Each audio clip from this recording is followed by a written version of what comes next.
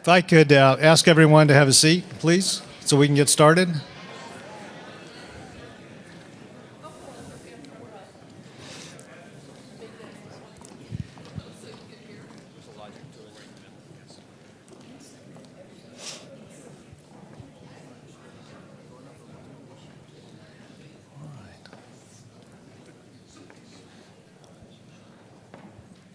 Let's pray before we begin. Gracious God, we thank you for this beautiful day that you've given us. One more day to be with you and with each other in your church this morning for worship, for praise, for fellowship and community. We ask you to bless us now as we gather to consider the calling that we have as the church and as your people. And we ask you to bless this time and the people who will share their thoughts and work that they've been doing with us this morning. It's in your name we pray, Lord Jesus. Amen.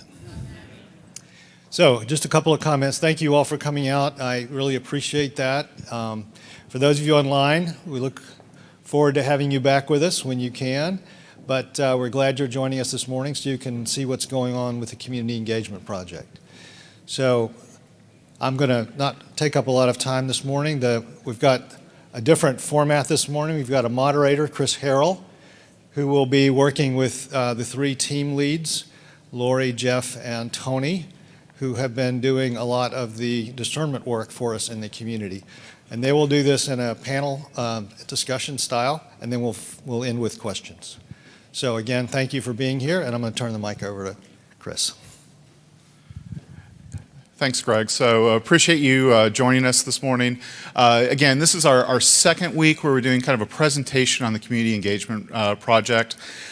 So this week we want to focus quite a bit on kind of our current thinking of where we believe God's calling us, and then make an invite to you for how you can help engage with us and work with us. To quickly kind of recap what we covered last week. We heard from our rector, Lee Spruill, from Greg, and from Jim Loftus on kind of the vision for the Community Engagement Project. And what Lee has laid out for us is to create a generational commitment to the city of Houston that's based on transformational relationships. And there's kind of three active words in there that I think we want to kind of unpack for you. One is transformational. We're talking about deep, meaningful change in our community that really does impact people and the outcomes of their lives. Now, we want that for our community, but we also want that for St. John the Divine. Jim Loftus is very consistent. If we don't hit that second point, then we just haven't reached the mark of what we're trying to do with the CEP. So transformation is out in the community, but it's also inside the parish, both at a corporate level and also as individuals. The second word in there is relationship. And we want relationships that that are based on trust, relationships where we're engaging people where they are, and we're listening to their needs and meeting those needs in a way that's actually beneficial for them. So it's not, we're going to ride in on a white horse and do what we think needs to be done. It's actually working with people in a relational fashion so that we are meeting their needs. In Rwanda, when they talk about relationships, you're my friend, I have a relationship with you when I can smell your sweat and breathe your breath. That's pretty intimate. In a pandemic, that's a little scary. But I think for many of us, that type of relationship would have been scary for us even 3 years ago. So, but that's, when we talk about relationship, that's where we believe we're being called to go. And then the third one is generational. We are looking for something that is a long-term commitment to our neighbors, a long-term commitment of this parish that takes us well into the second century of St. John the Divine. So we are looking for a long-term relationship and a long-term set of programs or an initiative that lasts for quite a while. So that was kind of the vision that was laid out last week. Why do we believe this? Well, first of all, this is what Christ told us to do. We are told to care for our neighbors. We see this in his teachings. We see this in his parables. We see this in the way that he met the needs of people in Jerusalem and in Judea and in Israel as he went about his earthly ministry. We also see it in the early church. Caring for each other, caring for the community was of significant importance to the early church. And some of the biggest decisions they had to make pretty early on had to do with how do we care for each other. So it's very important in the early church. And then Lee did a great job of reminding us that throughout church history, the church has been innovative in bringing about some of the, really some of the foundations of the helping professions and helping institutions that we have in society today, like schools and universities, like hospitals, and some of the other philanthropic organizations that that we all know about. So it's really critical. It's really top of mind for Christ. So it should be top of mind for us. So several months ago, Lee and Greg started approaching some of us to get involved with this community engagement project, and to really think about how can we start to engage the community. And under Greg's leadership, we organized around three areas that research shows are very impactful for determining people's outcomes in life. And it was housing, unemployment, and education. And that's how we organized the initial teams. And you'll hear about from our three team leads here in a moment around how did we think about that. And in the months that have happened since we've organized that, we've engaged about 25 people to help with the teams, and several hundred hours, if not a couple of thousand hours, of work have gone into this.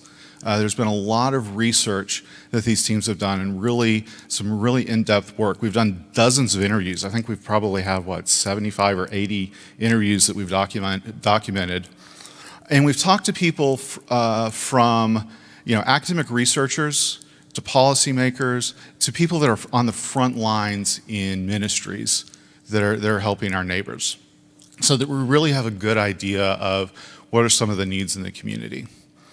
And in this time, we've gone from kind of the clean sheet exercise of let's go engage our community and help others for Christ, to come to a fairly focused area of where we believe that we're being called to engage the city of Houston. And that's really looking at how do we improve the likelihood of success for at-risk youth. And that is, and in my mind, that is really pretty impressive to go from this blank sheet of go help to actually we've got some pretty concrete ideas of where we think we're being called to help. So with that, I'm going to introduce our team leads here, give them a chance to say a little bit about themselves, and then we'll talk a little bit about kind of where their teams are and where we think we're headed next. So Lori, if you want to kick us off there, tell us a little bit about yourself and your team and why you said yes to this. Okay, well, you can see the teams and the names of the team members up there on the screen. As Chris said, I'm Lori Gobolo. My husband Ted and our three kids have been members of St. John the Divine since 2005. I am a lawyer and a consultant by training. I have experience in real estate development and affordable housing finance. I've been on the board of Agape Development and Agape Homes Community Development Corporation since 2015, with a focus on assisting Agape in their efforts to develop affordable housing in their neighborhood, OST South Union, just south of the 3rd Ward. So I'm proud to say that next Saturday, Agape will cut the ribbon on 8 of their first affordable homes in the community, and with the hope of developing a total of 80 or more in the neighborhood. So that's very exciting. My role is coordinating this incredibly talented and dedicated team of subject matter experts in some cases and dedicated volunteers to study the area of housing and homelessness. We've been focused on understanding homelessness and housing insecurity in our community and how best to serve that need. As far as my passion, I do believe that safe and secure housing is foundational to well-being. I have great empathy for the homeless. The isolation, the vulnerability, the disregard that they experience. And, there are so many biblical references to how we are called to assist the homeless and to be welcoming and provide hospitality. But yet the truth is this population is really today's modern day lepers. And so that's a little bit about why I got engaged in this area. Thanks, Lori. Jeff? All right, next up, we have a great team working on education, and I want to offer my thanks to all their hard work and dedication. As I call their names, perhaps they could just, if they're here, just stand up briefly so folks can see who they are. Barbara Foxhall, Julie Oates, Kathy O'Neill, Moretta Tate, Doug Selman, and Sam Newman. Thank you all. They bring some wonderful experience to this process.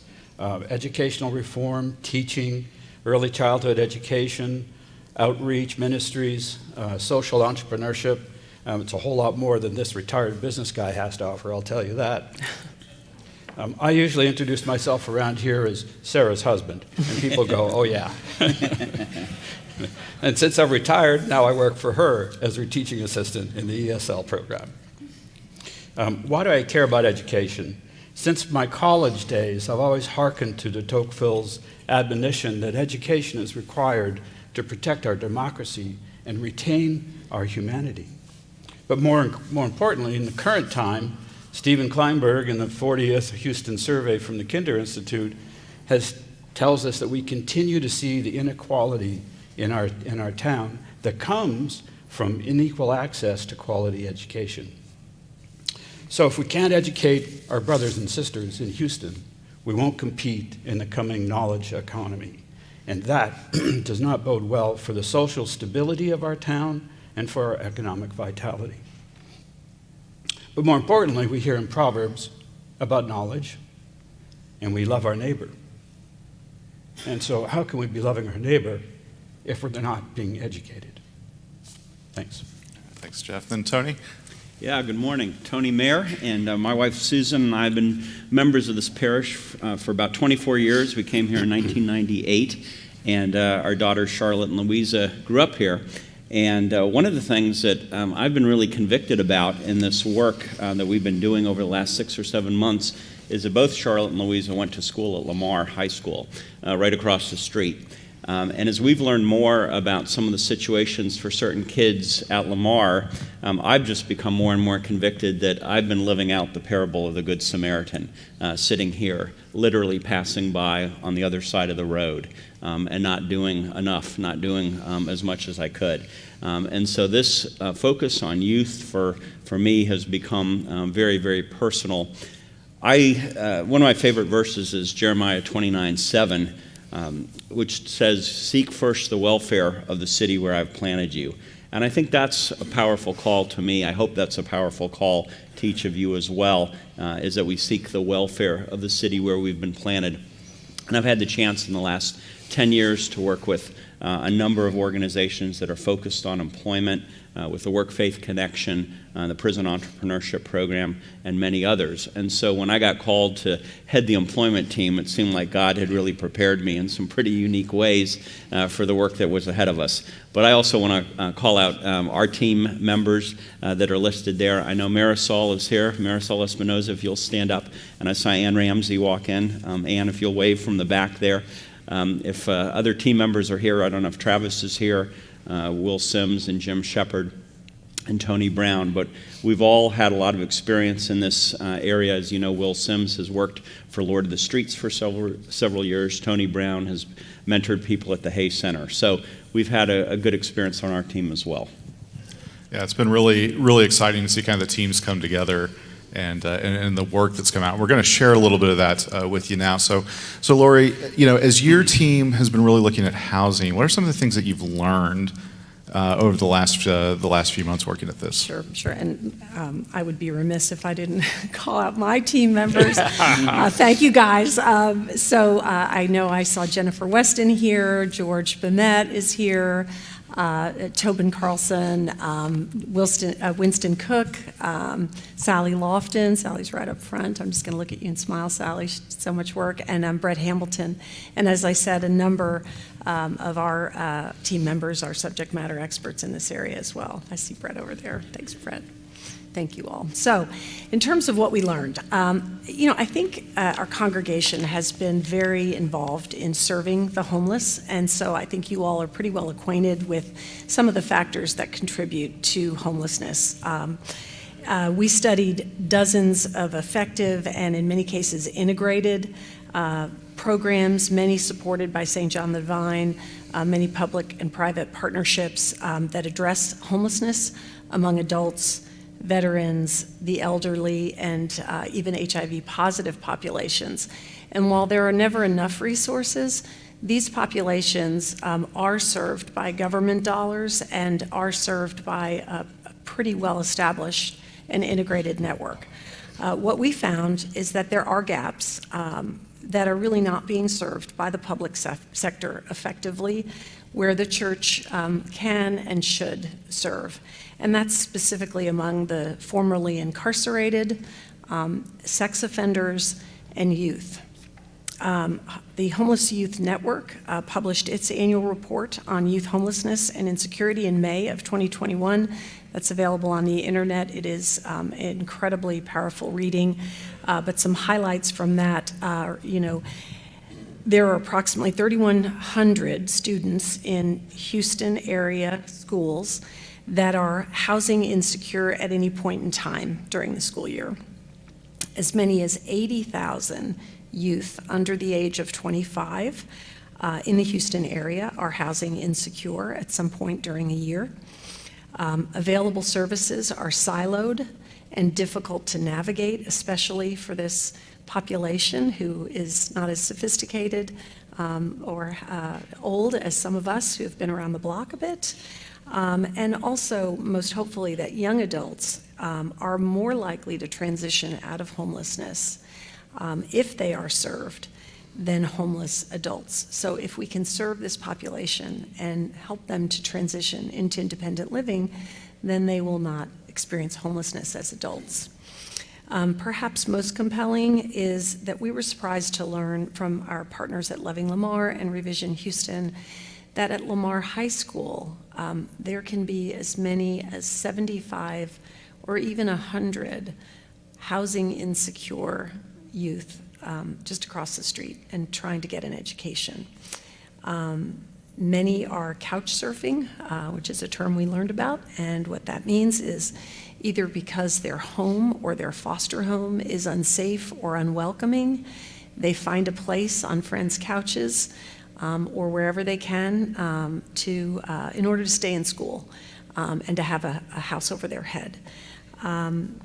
So this is, these are really some of the very, very compelling facts that we learned in our research. Thanks, Lori. It's interesting that you found this gap in kind of service, Yeah. and that we found three of them. Well, and two, obviously there were, two other groups I mentioned, but with the youth, again, obviously that ties in so nicely with the other, pillars of the CEP with education and employment, because obviously that is, those are the three keys, right? And so we can influence there. Absolutely. So Jeff, how about your team? What are some things that you've discovered on this journey? Well, we feel like we've learned a ton, and we feel like we're just scratching the surface. Yeah, that's so true. We all know about the challenges in HISD, and we're not here to talk about the school system. We've been looking at things outside the schools that help to contribute to those challenges.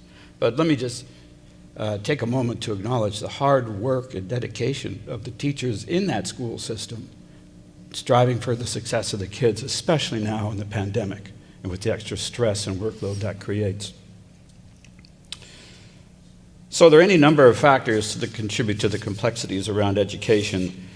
There's no way we could even, I could confess that I even understand them all, but let me just talk about a demographic fact, and let's see what kind of insight that gives us. Houston's poverty rate is about 20%. That's on par with other large urban areas, and it's about twice the national average poverty rate of 10%. In HISD, 80% of students are economically disadvantaged, 4 times the average poverty rate of the city. 4 out of 5 kids in HISD. Lori mentioned Lamar, we often think of Lamar as being a better school, and it is, it's a B school.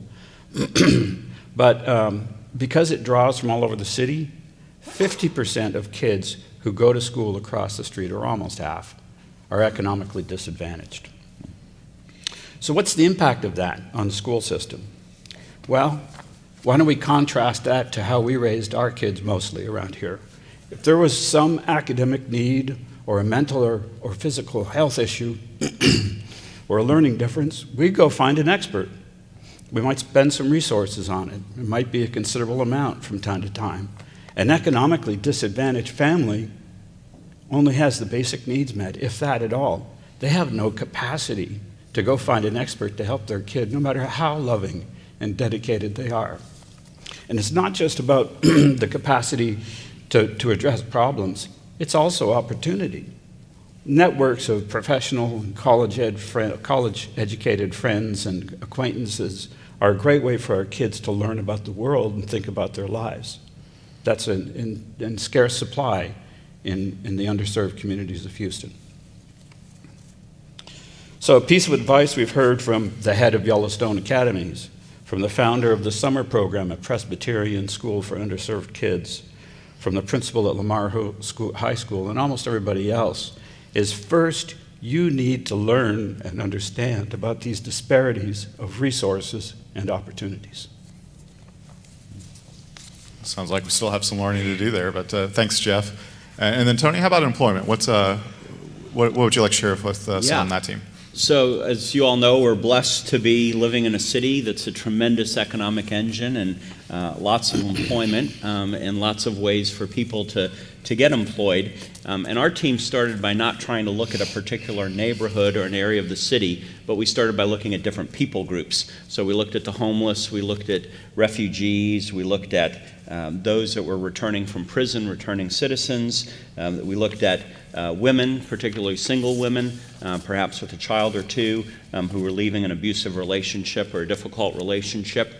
And we decided as we continued to do this work that one of the groups that stood out in a lot of that were what's described as opportunity youth. That's a social services industry kind of term, but it describes young people that are 16 to 24 years old who do not have any meaningful employment and have not pursued any additional education beyond high school.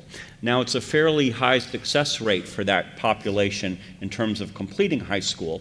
About 78% ultimately will complete high school, but that still says there's 22% who do not. So almost 1 in 4 have not finished high school. And this population in the greater Houston area is about 111,000 kids. 52% of them are women. And just to give you quick ethnicities, it's about 24% white, 23% black, 48% Hispanic, and then 5% other ethnicities. So it is a wide-ranging group cutting across all the races that we see in Houston. And so that was a real kind of call for our team, was to think about opportunity youth, and particularly around this issue of what's the next step for them in terms of education and employment as well, and how do you help them to better see the fact that they could go and get a skill training, they could get a credential, maybe participate in an apprenticeship, and they have the possibility of a much better paying job than just taking a minimum wage job on. Yeah, it's been fascinating seeing some of the work that's come out of your teams, and kind of two things over the last few months that have really emerged. One is we're dealing with problems that you can't just throw money at. Otherwise, government probably would have solved them by now. It really does go back to the relationships that we need. The other thing is we found this commonality around at-risk youth. And Jeff, would you mind telling us a little bit about how did the teams notice that, and then how did you come together and integrate on that across the three areas? Well, the first point is the team leader, the Holy Spirit. Every one of these teams gathers with prayer and devotion. The other factor maybe has to do with the fact that Tony, Lori, and I don't like silos. Somebody mentioned that earlier. Yeah.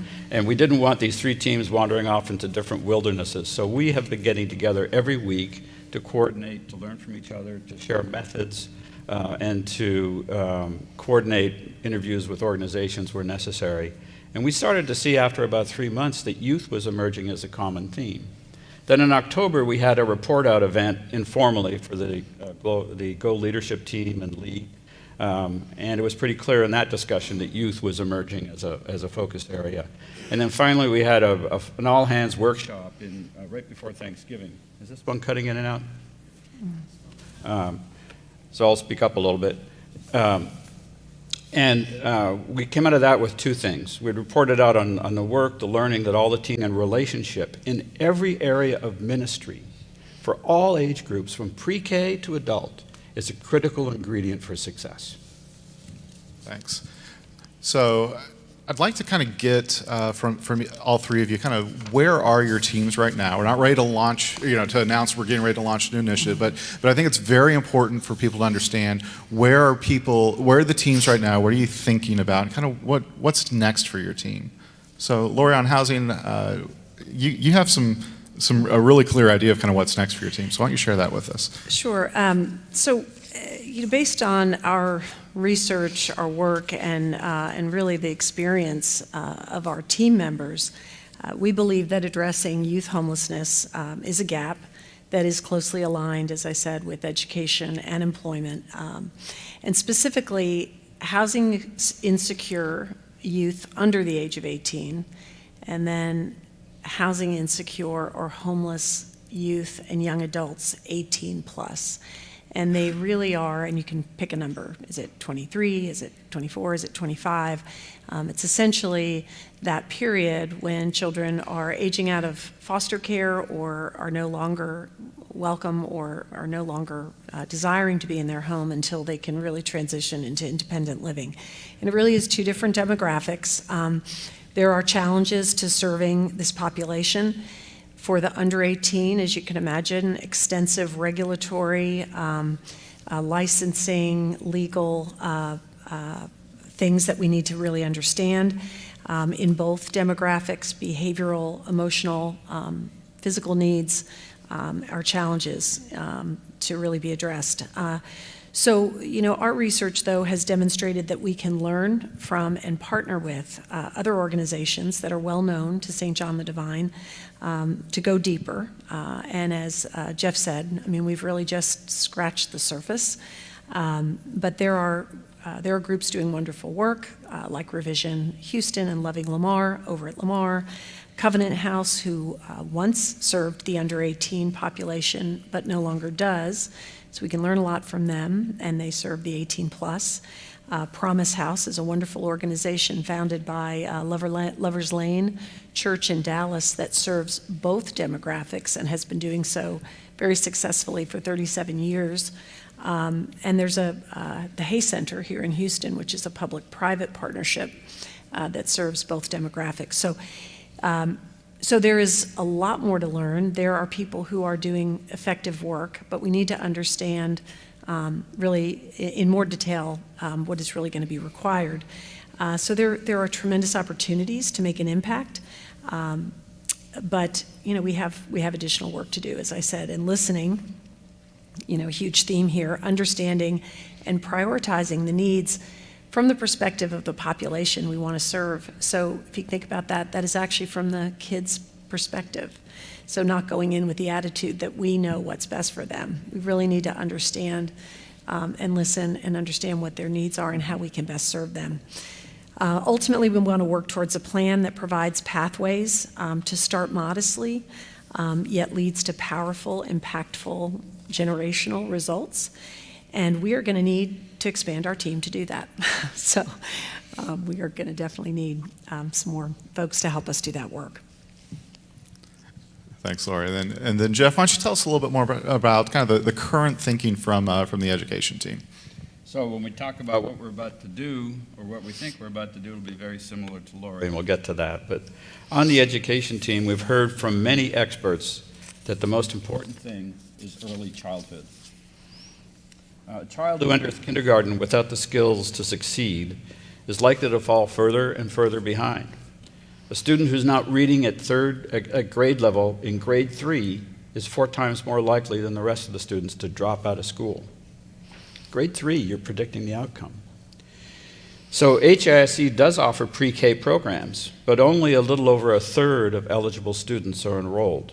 So when you look at kindergarten enrollment in HISD, you find that 2/3 of the economically disadvantaged students, remember they make up 80% of HISD, 2/3 of those kids don't have the skills to succeed in kindergarten. They start out behind, they get further behind. Third grade reading, 5th grade math, 8th grade science, and so on. Tony mentions a little over 3/4 graduate. That's of the kids who didn't drop out. But of those 3/4 who graduate from high school, only 1 in 5 is actually ready for college and further education. So starting out behind is a thing that is the focus area that we've got. So there's an abundance of evidence, of course, that highlights the relationship between a quality education and outcomes in later life: homelessness, substance abuse, employment, and so on. So we're looking to start at the very beginning, early childhood education, the very beginning of the education timeline, if you will. On our next steps, this is where it's very similar to what Lori said, very much still in discernment. And by the way, one of my catchphrases for this process is discernment is not a type A process. But we're going to go deeper with the organization working on early childhood, build relationships with one or more of the communities and churches in those communities where the needs are great. Listen, listen, listen. Kirk Craig told us that building trust does not come easily. You can never do enough listening. And out of that effort, we hope to identify a proposed project that we'll bring forward for the church. So anybody who wants to get involved in social entrepreneurship, listening, meeting people in communities we don't normally engage with, and trying to figure out what to do together, come on in. Thanks, Jeff. They're starting to front run the ask. Tony, you want to tell us a little bit about the employment team? Absolutely. I love Jeff's comment about discernment not being a type A process. That was probably one of our biggest challenges on our team, people who wanted to start right away and move towards a specific project. But we did kind of coalesce around a big idea, and that's what I want to share with you this morning. And that idea is the importance of mentoring. I think if you all think in your own lives about mentoring, think about school, early life. Think about those teachers, maybe sports coaches, people who mentored you. You got into the working world, and there were certainly a number of mentors that helped you along your way. And I think we can all be very thankful and grateful for the importance of those mentors in our life. And no doubt many of you in this room have mentored others, whether formally or informally, in the workplace, maybe here in this church, in other places where you spend time during your days and your weeks. And so we just really coalesced around the importance of having that mentor in your life. In the work that I've done with employment programs and a lot of education programs, we've looked at the fact that mentoring is really kind of the secret sauce of these programs. It's the thing that guarantees success. It's the thing that ensures that that person makes good choices around whether it's their education, their employment opportunities, or actually succeeding in life. And it's so critical to this theme that we've been talking a lot about this morning of relationship. It builds those friendships. Father Greg Boyle, who started the program for youth out in Los Angeles, talks about it in the notion of kinship, that it builds trust among different people. And if you think for a moment, each of you in this room has a tremendous network of people that you know how to get things done, you know how to move against systems that often say no, you know how to get a yes out of those systems. And so this notion of extending that network, that social capital that you have, that was a free gift to you, that's a gift that you can share with somebody else and extend that social capital on behalf of another. And I think in this time of social disconnection and loneliness and alienation, this is a real call to the body of Christ to build connection, community, and belonging among a group of people. Think about Jesus for a moment. He mentored those 12 men for 3 years, taught them everything that they needed to know about him, about the kingdom of God, about life. That was a really important example of mentorship. And jump ahead about 30, 40 years, not quite 50 years, you've got Paul, who was mentored by Barnabas, and then in turn, Paul mentors Timothy. Timothy, as we know, mentored many others, and ultimately I'd argue that mentorship is why all of us are sitting in this room this morning. So we think mentorship is very, very powerful. I just want to share this note that I had from a recent devotional, which I think really underlines this. Whether it's our parents, our teachers, mentors, friends, churches, or neighbors, people have been pouring into us. We are standing on a foundation. It should come as an incredible relief. Our only job is to build on what we've been given, and even then, even our gifts we can trace back to the creativity, generosity, and foresight of others. Thank God we are a group project. So that's kind of what our team has really centered on, and in the coming weeks, that's what we hope to further develop, is this idea of mentoring and the importance of mentoring. Yeah, as we've gone through this, it's become quite apparent that mentoring's got to be a core capability of what we do here, because I think it is really going to be something that adds stickiness. Yeah, it's really been that through thread of all three teams as we've talked about it. Yeah, it really has been. So kind of last question as we run out of time here. It's become apparent to me that how we do this is just as important as what we do. And as you've been talking to some people that are already on the front lines working this, I know that you've uncovered a number of kind of how nuggets as well. If you could share with us kind of what's something that struck with you of how do we engage with people, and how do we, both with the community as well as with potential partners that we engage with. I think that would be good to give a sense for, how are we trying to do this? Sure. Okay, well, I'll go first. I hope I don't steal y'all's tidbits. So I guess two things, and I think, Jeff, you mentioned it. Kirk Craig, who we've all known and been praying for at this church for as long as they've been doing their work in their community, said to us, well, for as long as we've been doing this, we would never have looked back and said we did too much listening. So listening is huge. I mean, we need to really make sure that we're really engaged in listening. And another one was really from Ryan Dolabois over at the Yellowstone Academies, that the greatest need is for us to have a real appreciation for the disparities we've been talking about today, and think about generational fill in the blank. So generational poverty versus generational financial security.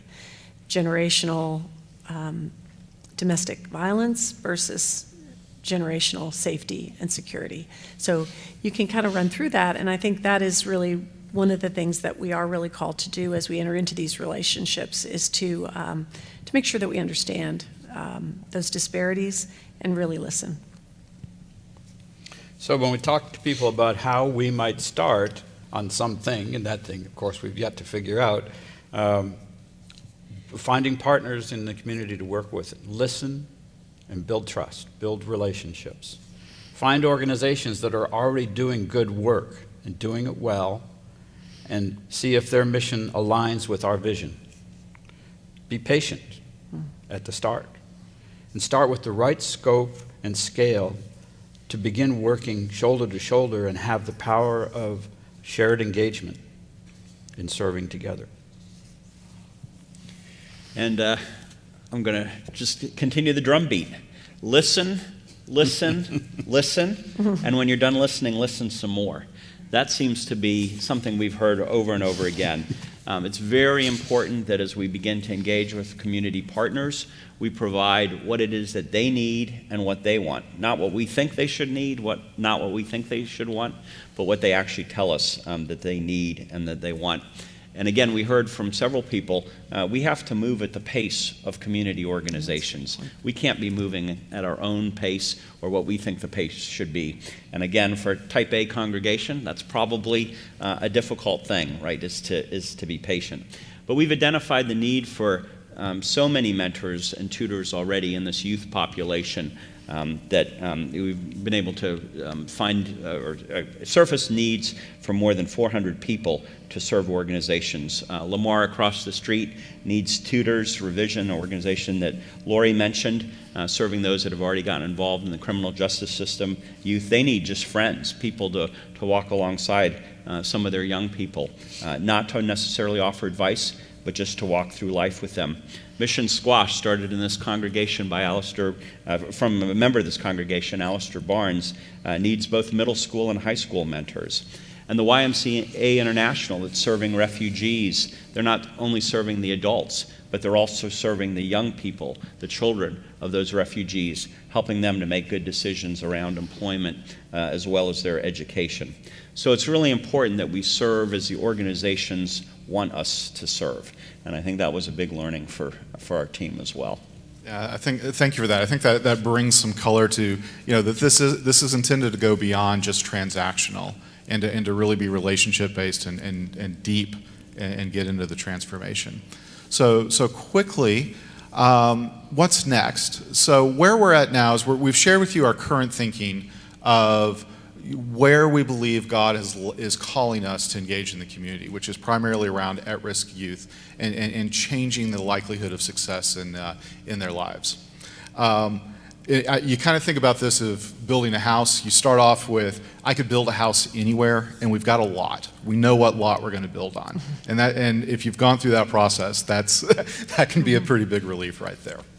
But what we need, what's next is we need to start continue this discernment process, but also move into more of a planning process to really define, what is the project that we're going to launch, what does it look like, where is it targeted, what kind of, who do we partner with, what resources do we need. So there's a lot of work that needs to go into to further defining and refining these ideas, so that we really do have something that's actionable and has the best chance for success. So that's what's next. Now, what our ask to you is that we really need three things. The first thing is we need your prayer. This is not easy work.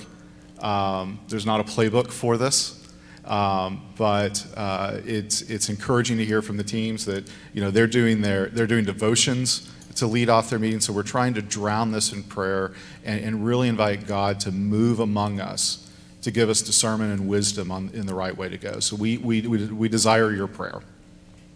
The second thing we need is that we'd ask you to do is to learn more. So ask the team leads, ask the people that have been that were named earlier, and just have conversations with them.